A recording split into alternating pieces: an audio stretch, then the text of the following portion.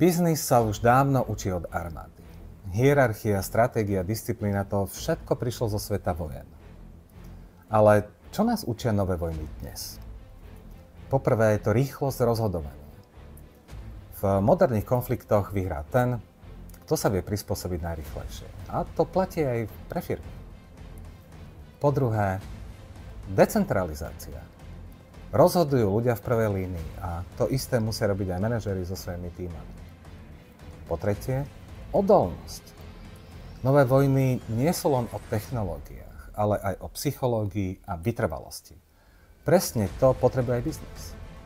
Takže áno, minulosť nám dala disciplínu a plánovanie a dnešok nás učí agilitu, odolnosť a spoluprácu.